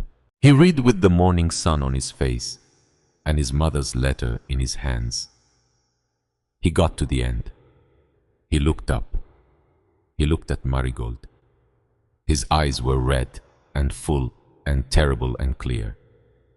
He said in a voice that was not a voice, "She wrote to me." Marigold said yes. He said, "She wrote to me and I never got the letter." Marigold said, "No, sir, you never did." He said, "Why?" She said, "I don't know why, not for certain, but Rosalba thinks." She stopped. She caught herself. She reached down inside herself for something firm to stand on. She said, "Someone stopped the letters. Someone between here and Tucson made sure your mother's letters never reached you. Rosalba thinks it was the postmaster in Perdition Springs." He said, "Who is the postmaster in Perdition Springs?" She said, "His name is Ellery Wexler." Mateo's head came up. He said, "Wexler." She said, yes. He said, same name as you. She said, he's my uncle. There was a long silence. Then Matteo said very quietly, Marigold, I need you to sit down. She sat down on the low stone wall. Because his voice had gone somewhere, she did not expect it to go. He said, I need to tell you something, and I do not know how you are going to feel about it. But I have been thinking about it for a very long time, and I have never had anyone to tell it to. She said, okay. He said, 12 years ago, when I went east to Tucson, right before I left. She said, yes. He said, there was a man, a cartographer. He came to see my mother at the station. He came several times. He was working on a survey. My mother trusted him. Marigold's mouth had gone dry. He said, his name was Josiah. Marigold could not speak. He said, was your father a cartographer? Marigold. She nodded. She could not do anything else. She nodded. He said, Josiah Wexler. She nodded. Matteo let out a slow breath. He sat down on the stone wall beside her. He set his mother's letter and the finch down between them very carefully.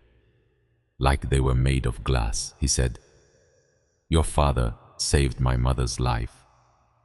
She said in a whisper, what? He said, I was working for a railroad man named Marston, doing surveys for a new line, and he discovered something. He discovered that Marston was pushing people off their land, not buying them out, not offering a fair price, just pushing them out, setting fires, poisoning wells, sending men to threaten families. My mother was one of them. Marston wanted the water rights under Meridian Halt. She was in the way. He looked at her. He said, your father stopped it.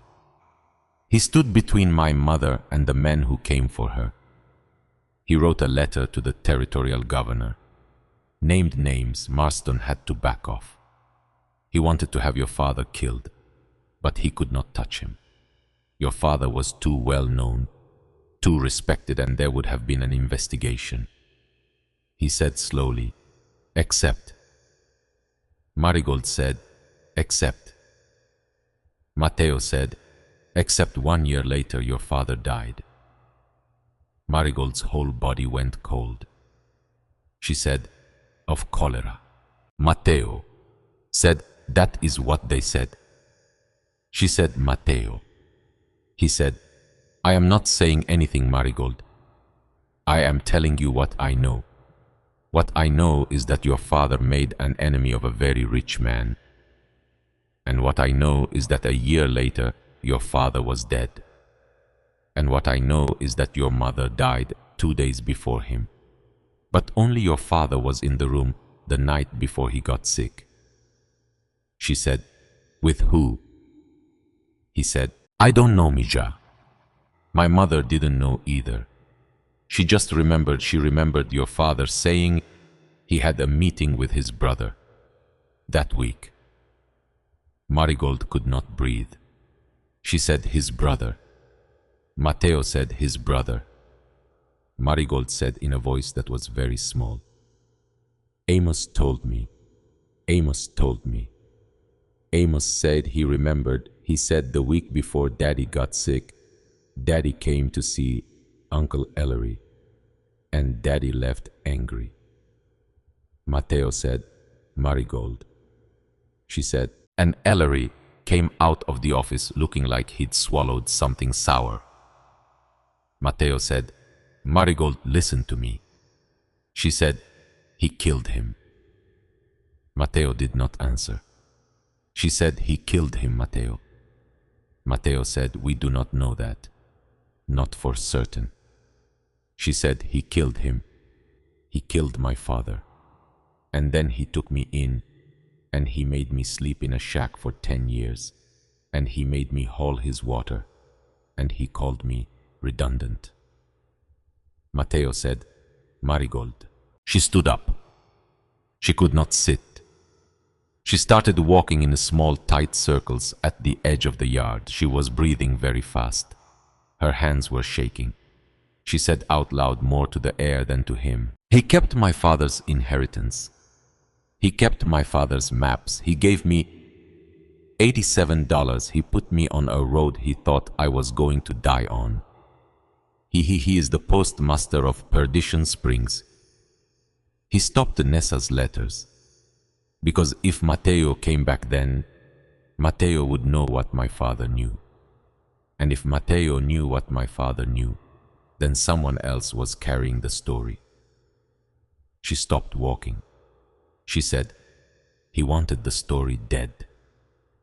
Matteo said, he wanted the story dead. She said, and he wanted the water rights. Matteo said, he wanted the water rights.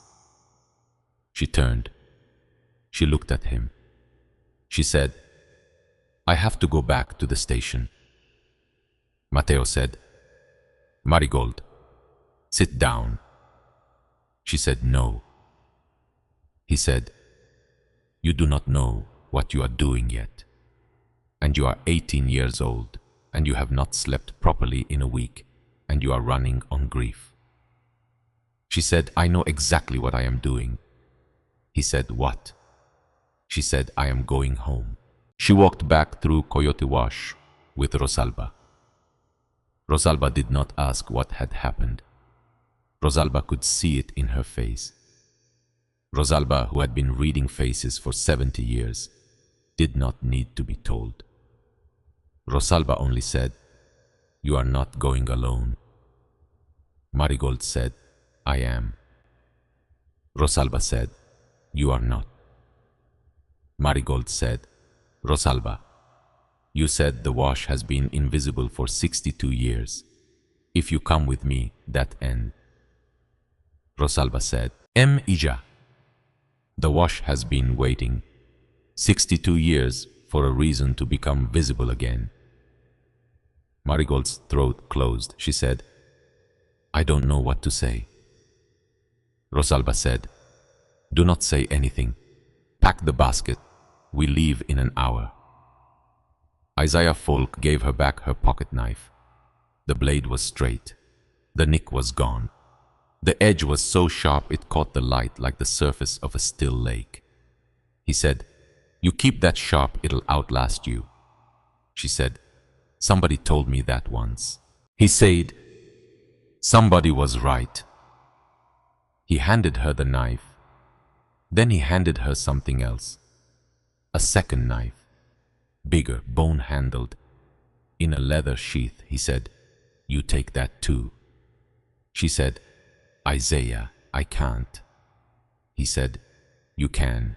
You're going where I can't send my forge, so I'm sending its work. She took it. She said, thank you. He nodded. He did not smile. He said, you come back, Marigold. She said, I'll come back. They started for Meridian Halt. Rosalba on the burro chico.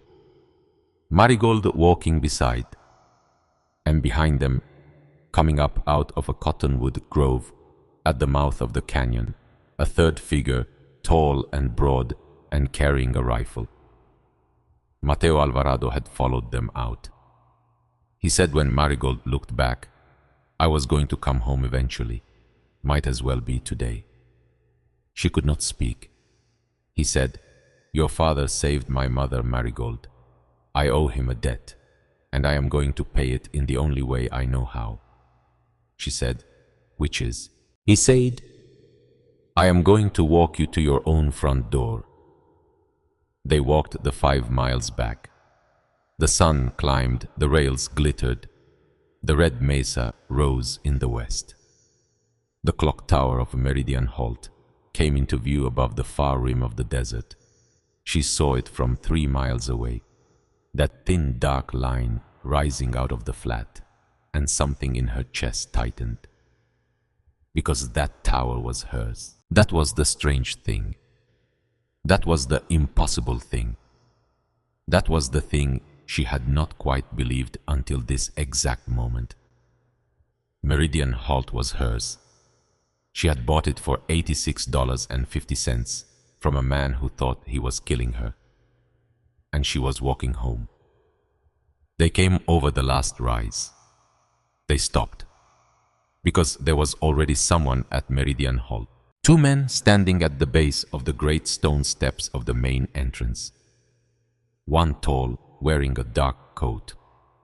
One shorter with a badge glinting on his vest. Marigold's breath caught in her throat, because even at this distance, even in the shimmering heat, she recognized the taller man. She had walked the half-mile to his office 6 mornings a week for 10 years. She said softly, "Uncle Ellery." Rosalba's hand tightened on Chico's rein. Mateo shifted the rifle in his hand. The tall man turned. He saw them coming down the rise. He lifted his hand and waved a small friendly wave as if he had been waiting for them, as if nothing at all was wrong. The badge on the shorter man's vest caught the sun. Sheriff. Marigold Wexler kept walking, because there was nowhere else to go. Because she was walking home. Because inside her father's compass, warm in her pocket, the turquoise needle was pointing north. North, the way her father had taught her. North, the way the truth pointed. She walked. Uncle Ellery smiled when he saw her coming. That was the thing that struck her first. That was the thing that would stay with her for the rest of her life. Because the last time he had looked at her 6 days ago, across a heavy oak desk, his face had been closed business, a ledger being reconciled. Today he was smiling, which meant he had come here happy, which meant he had thought he was walking up to something easy. Marigold slowed her steps. Rosalba beside her said nothing. Mateo, a few paces behind, shifted the rifle in his hand so it hung loose against his leg. Not raised, not hidden. Just there, the way a man carries a tool when he is ready to use it and hoping he will not have to. They walked the last 100 yards to the base of the stone steps. "Uncle Ellery," said Marigold. She said, "Uncle." He said, "You look well." She said, "I don't." He blinked. Because in 10 years, she had never once contradicted him. He recovered. He kept smiling. He gestured to the man beside him. He said, "This is Sheriff Bowen from Perdition Springs. He's kindly agreed to accompany me today." The sheriff touched the brim of his hat. He looked uncomfortable. He looked like a man who had been told a story on the ride out and was starting to notice that the story did not quite fit the girl standing in front of him. Marigold said, "Sheriff." The sheriff said, "Miss." Uncle Ellery said, "Marigold, I have some difficult news." She said, "I bet you do." He kept smiling, but his smile was starting to tighten at the corners, like a rope going taut. He said, "There's been an irregularity with the deed on this property. The office in Perdition Springs, well, they had it filed incorrectly. It turns out this parcel was already spoken for by your family, in fact by me, as executor of your father's estate." He said, "I've come to take possession." Marigold said no. He said, "Sweetheart." She said, "Don't." He said, "Marigold, be reasonable." She said, "You called me redundant." The sheriff shifted his weight. Ellery's smile flickered. He said, "I said your position on the ranch." She said, "You called me redundant 6 days ago in your office. You handed me $87 for 10 years, and you called me redundant." so I'll thank you not to call me sweetheart. The sheriff cleared his throat. Ellery said, "There is a legal matter here, Marigold. This is not personal." She said, "Everything is personal, uncle." Rosalba took a step forward. She said quietly, "Sheriff, may I speak?" The sheriff looked at her. He was maybe 50. His face was weathered and reasonable and tired. He had the look of a man who had signed on to a simple errand this morning. Help a rancher retrieve a piece of paperwork, and was slowly understanding that today was going to be more complicated than that. He said, "Ma'am." Rosalba said, "I know this land. I have known it for 40 years. This girl bought this parcel legally at the land office in Perdition Springs 6 days ago. She holds the deed. She holds the receipt. And whatever paper Mr. Wexler is about to produce, it was not produced honestly." The sheriff said, "Ma'am, that's a serious accusation." Rosalba said, "Yes." The sheriff said, "Who are you?" Rosalba said, "My name is Rosalba Quiñones." Something passed across the sheriff's face. He said, "Quiñones, any relation to the old land grant families?" She said, "All of them." The sheriff took his hat off. He looked at it for a moment, like he was checking to see if his hat still fit. Then he put it back on his head. He said, "Mr. Wexler, do you have the paperwork you referenced?" Ellery smiled his tight smile. He said, "Of course, Sheriff, right here." He reached into his coat. He pulled out an envelope. He handed it to the sheriff. The sheriff opened it. He unfolded a document. He read. His face did not move. He read it again. He said, "This is a probate filing." Ellery said, "Yes." The sheriff said, "Dated 1893. Ellery said, "That's correct." The sheriff said, "That's 10 years ago." Ellery said, "That's when it was filed." The sheriff said, "Then why hasn't it been recorded at the territorial registry, Mr. Wexler?" The smile faltered, really faltered this time. Ellery said, "There was a clerical delay." The sheriff said, "For 10 years. Ellery said, "Yes." The sheriff said, "A 10-year clerical delay." Ellery said sharply, "Now, Sheriff, I did not come out here to have my documents interrogated. This girl has purchased a piece of land she cannot possibly maintain. I am doing her a kindness by resolving the matter today." Marigold said, "Uncle." He looked at her. She said, "How did you know I was here?" He stopped. He said, "Excuse me." She said, "How did you know I bought this land?" Silence. She said, "You dismissed me. 6 days ago I walked out with $87.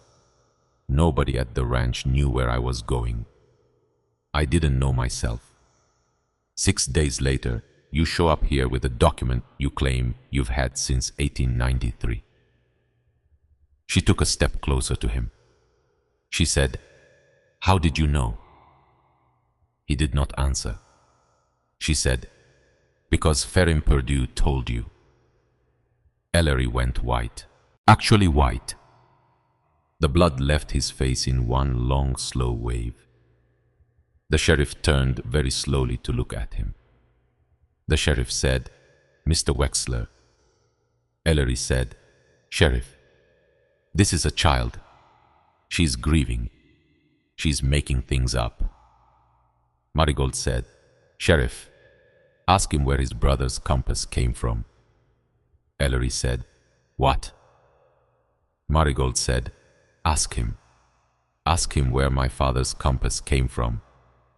The sheriff said slowly, "Miss, what compass?" Marigold took the compass out of her pocket. She held it up in the sunlight. The brass caught the light. The turquoise needle tip pointed north. She said, "This compass, My father made it. He made it for my 7th birthday. He never got to give it to me because he died first. My uncle kept it in his office desk for a year before I found it and took it. And he never asked for it back. She said, because he knew what was in it. Rosalba's head came up. Matteo went still. The sheriff said, "What?" Marigold said, "My father was a map maker, sheriff. My father was a cartographer for the territorial survey. And my father made me a compass. And my father, before he died, hid something inside the compass. And I did not know for 11 years because I never knew to look." Ellery said, "Sheriff, this is nonsense." Marigold said, "Ferim Perdue sent me out here to die.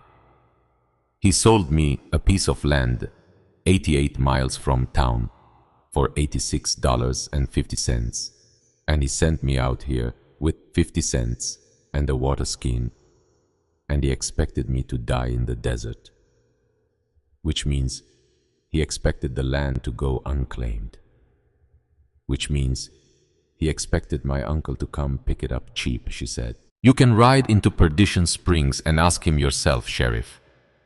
Ask him what he did with the note he wrote to a man in Tucson 6 days ago." The sheriff said, "Miss, that is a lot of accusations." Marigold said, "Yes." She said, "Some of them I can prove today. Some of them will take a court." She said, "But there is one thing I can prove right now." She turned the compass in her hand. She said quietly, "My father showed me once when I was small. He showed me how to open the back of a compass. To clean it, he taught me the numbers. 3 turns left, 2 turns right, 4 turns left. He said it was a code. He said good map makers hid things inside their tools. He said I would need to remember it one day."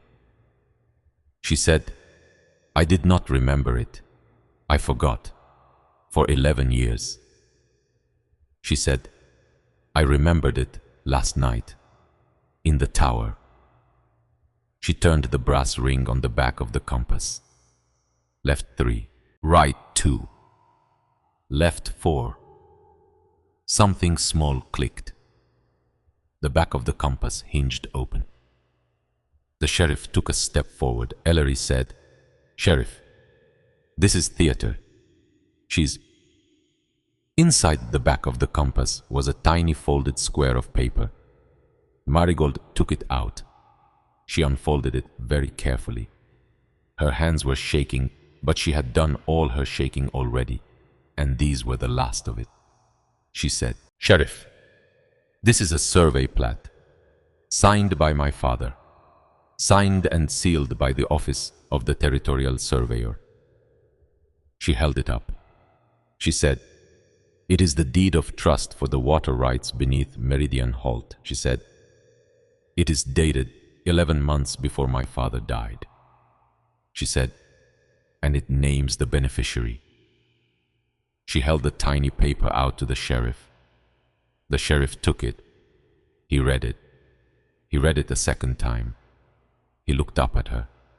She said, "He put the water in trust, Sheriff.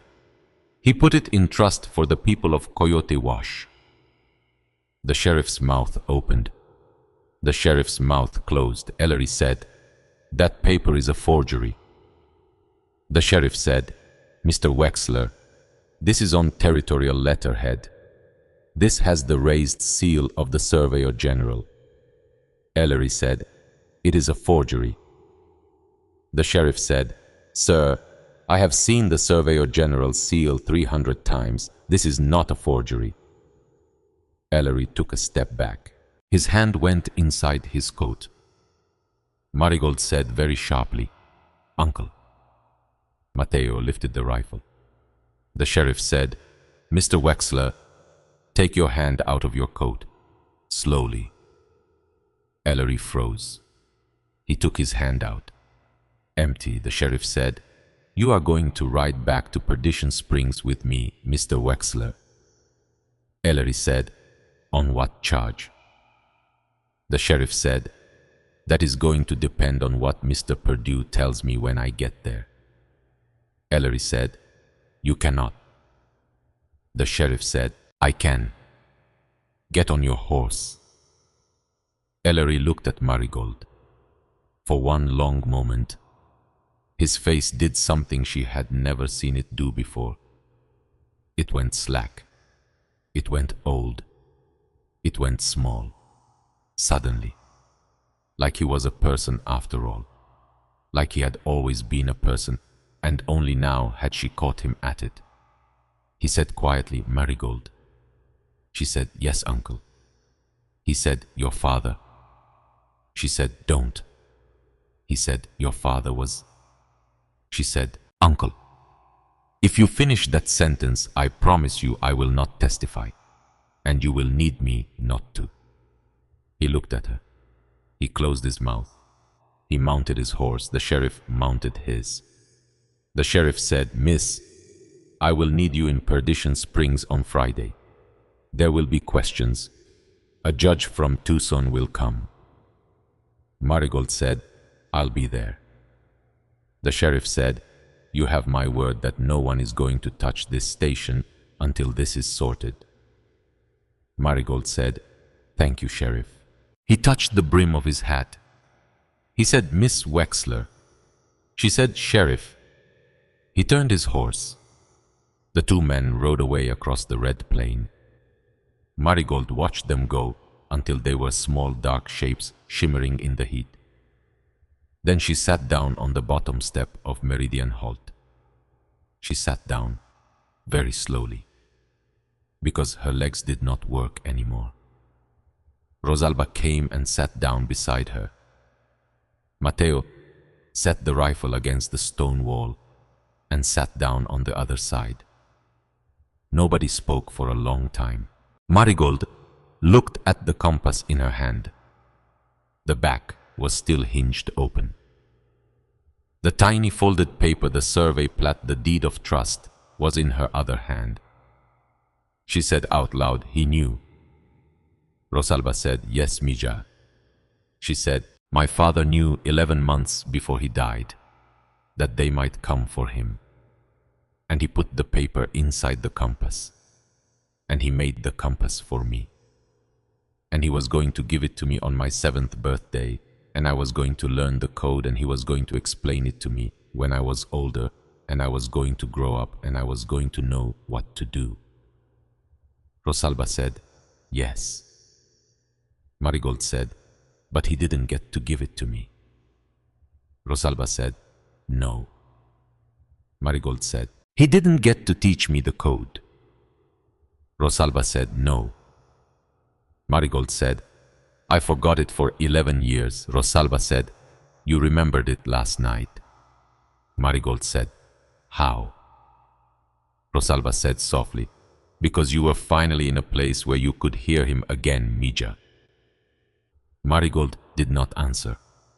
She looked up at the clock tower. The 4 copper clock faces gleamed dully in the afternoon sun. She said quietly, Rosalba, what time is it? Rosalba looked up. She said, the east face says 2:40. That one is right. The others I set to different times. Marigold said, why? Rosalba said, because Nessa asked me to. She said if any of Marston's men ever came scouting, she wanted them to see broken clocks. She wanted them to think the place was dead. Nobody looks twice at a broken clock. Marigold nodded. She said, that's clever. Rosalba said, she was a clever woman. Marigold said, I wish I had known her. Rosalba said, you will know her, Mija. She left a lot behind. In every room of this place. You will spend the rest of your life meeting her. Marigold's eyes filled. She wiped them with the back of her wrist. She said, I don't know what to do next. Rosalba said, yes, you do. Marigold said, I don't. Rosalba said, you know exactly. You are just afraid to say it out loud. Marigold looked at her. She looked at Matteo. She looked up at the impossible tower. She said softly, I open it. Rosalba smiled. She said, yes, Mija, you open it. The judge came from Tucson on the following Friday. He was a small man with white hair and small round glasses and a very quiet, very careful voice. His name was Judge Halvorson. He held court in the parlor of the only hotel in Perdition Springs. He heard testimony for 2 days. He heard Marigold Wexler. He heard Rosalba Quiñones. He heard Mateo Alvarado.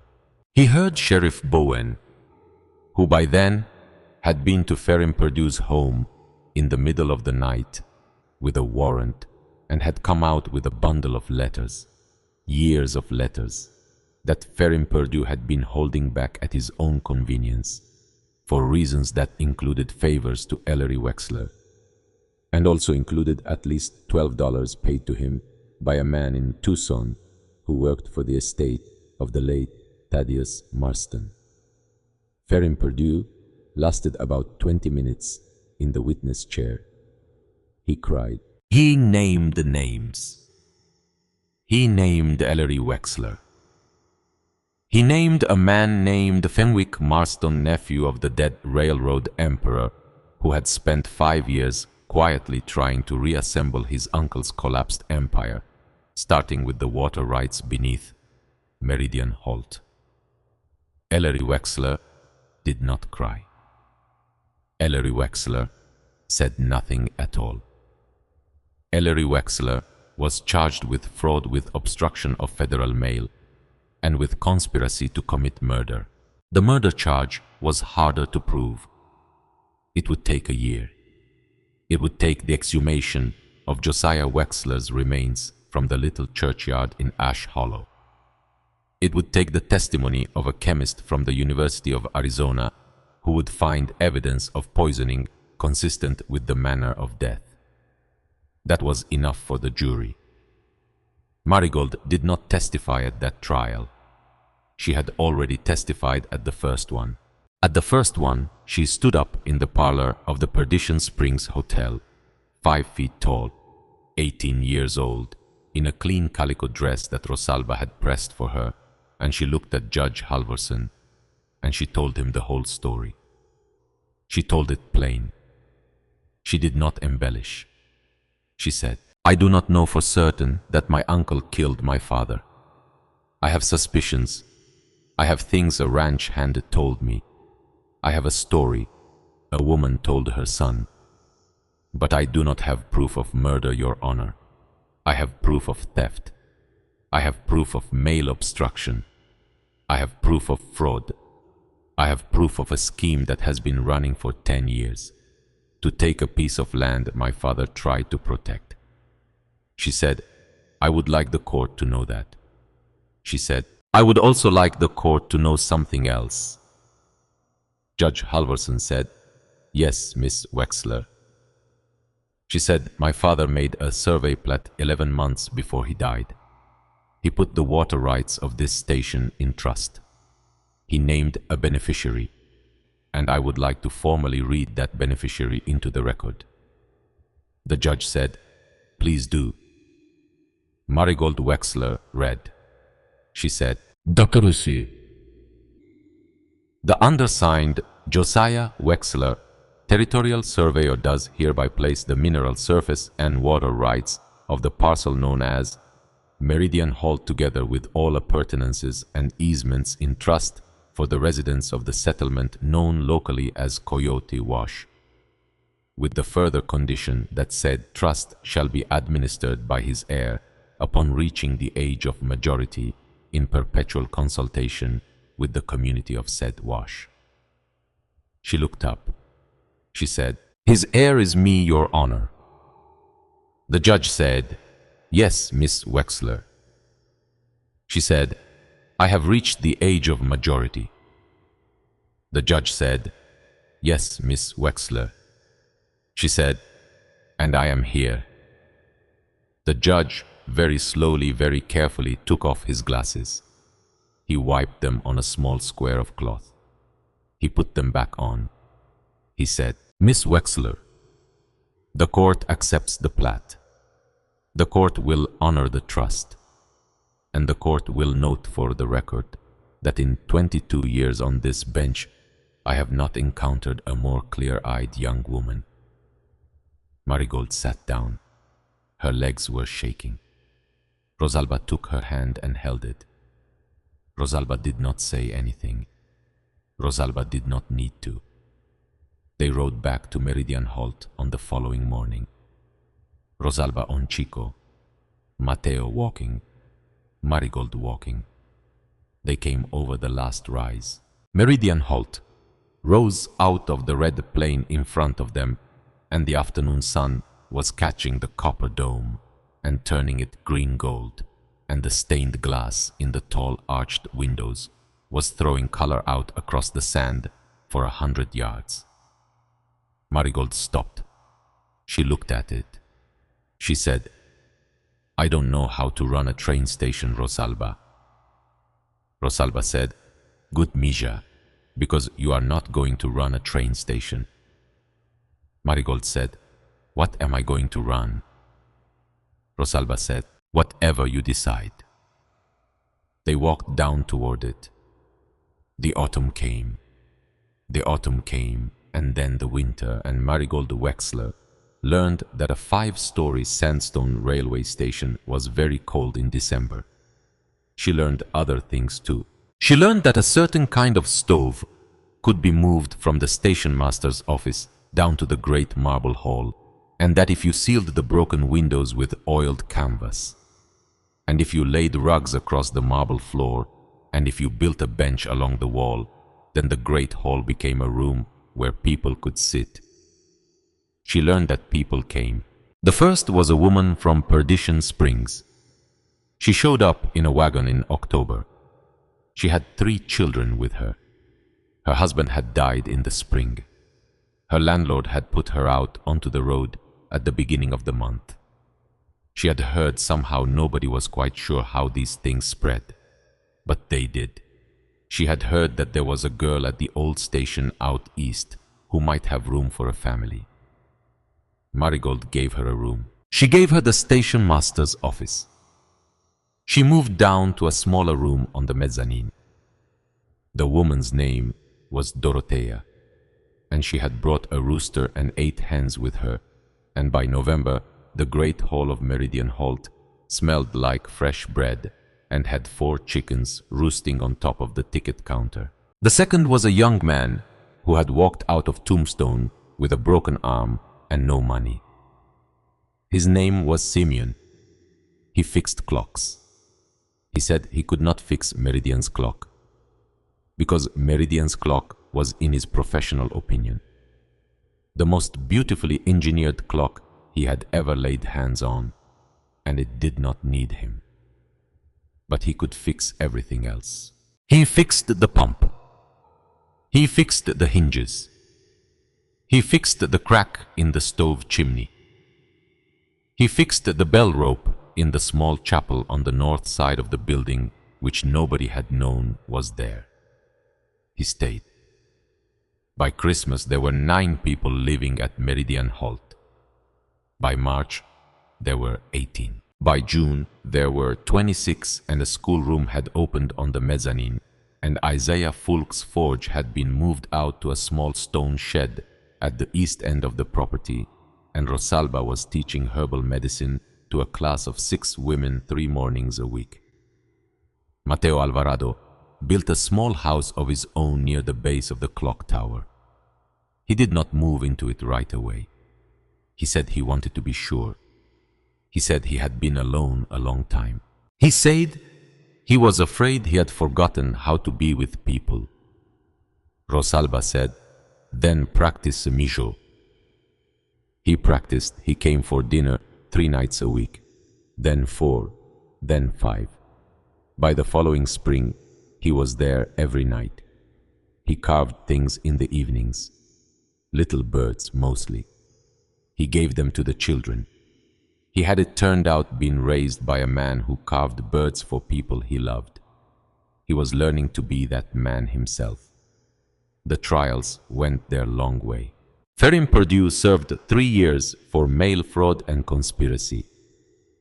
He was released quietly in the spring of 1916, and he moved to California, and he was never heard from in Arizona again.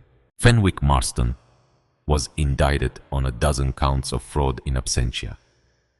He had already left the country. His holdings, what remained of the wreckage of his uncle's railway empire, were seized and distributed to the families who had been swindled. Coyote Wash received back 3 sections of land it had lost in 1872. Ellery Wexler was convicted of fraud and mail obstruction in 1911. He was convicted of the murder of Josiah Wexler in 1912. He was sentenced to life in the territorial prison at Yuma. He died there 4 years later of a lung infection he could not shake. Marigold Wexler did not visit him, not once. She was asked by a reporter from the Arizona Republican why she had never gone. She said, "Because I have work to do." She did not say anything else. The reporter printed the sentence anyway. It was reprinted 3 times. It became in certain circles mildly famous. A quote from a young woman who had grown up in a line shack and ended up in a stone palace. "Because I have work to do." Aunt Verley moved to Kansas. She did not write to Marigold. Marigold did not write to her. There was nothing to say. Amos Kettleridge died in his sleep in the winter of 1912. He was 78 years old. Marigold learned about it by letter 3 weeks after the fact from a woman who ran the general store in Ash Hollow. Marigold read the letter alone in the mezzanine office where she now lived, and she sat with it for a long time. Then she took Amos's cracked-handled pocket knife out of the drawer of her small desk. She unfolded it. The blade was still sharp because she kept it sharp because he had taught her to. She laid it on the desk in front of her. She said out loud to the empty room, "Thank you, Amos." She said, "You saved my life." She meant it. That same evening she climbed the spiral stairs to the top of the clock tower. She was 20 years old. She was carrying a piece of good paper and a small bottle of ink and a steel pen. She was carrying a soft blue cloth folded around 30 gold coins.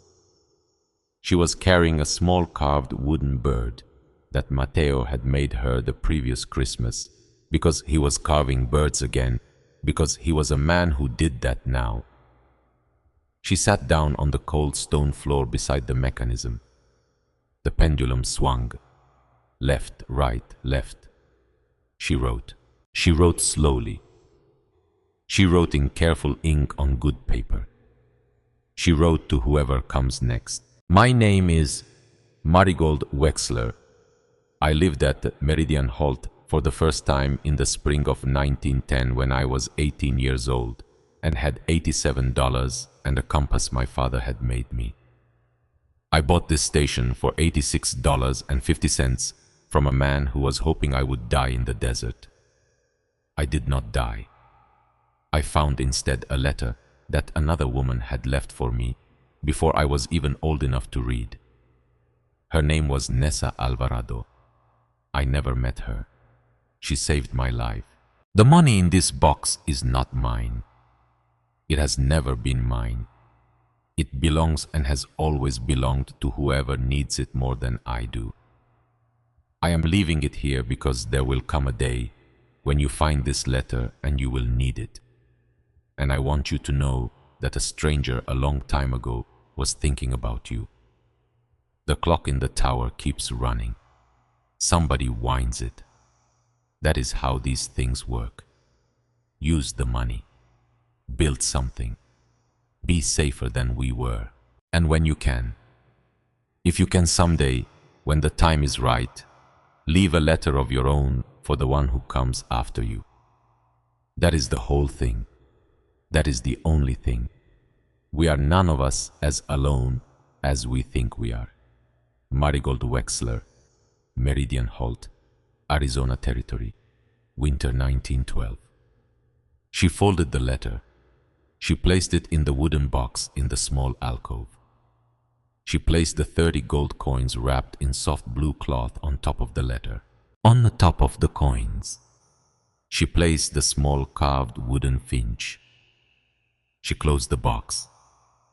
She set it back on its shelf. She stood there for a moment in the round chamber at the top of the tower. The pendulum swung. Left, right, left. She said out loud softly to the empty tower, "Good night, Daddy." She said, "Good night, Nessa." She said, "Good night, Amos." She turned. She went down the spiral stairs. She came out into the great hall, and the great hall was warm and full of people. Dorothea was setting the long table. A pair of children ran shrieking between the benches. Simeon was showing a small boy how a pocket watch worked. Isaiah's laugh rolled out from the doorway. Rosalba was slicing bread with a slow, steady hand. Matteo looked up as she came in. He smiled. She stopped in the middle of the hall, in a pool of red gold light from the stained glass window. She looked at all of them. She thought I was worth $87 to my uncle. I was worth 50 cents to a clerk in a land office. I was worth nothing at all to the men who tried to take this place. But I was worth everything to my father, and he passed it on, and Nessa passed it on, and Amos passed it on, and Rosalba passed it on, and now, God willing, I get to pass it on too. She said out loud to no one and to everyone, "Supper's ready." Rosalba said, "Yes, Misha." They sat down at the long table. They ate. Outside in the dark, the bell in the clock tower rang the hour. 6 deep, clear notes. They rolled out across the desert and across the tracks and across the red plain and away toward the low blue mesas in the west. 6 notes for a station that had been abandoned for 20 years and was not abandoned anymore. The pendulum swung.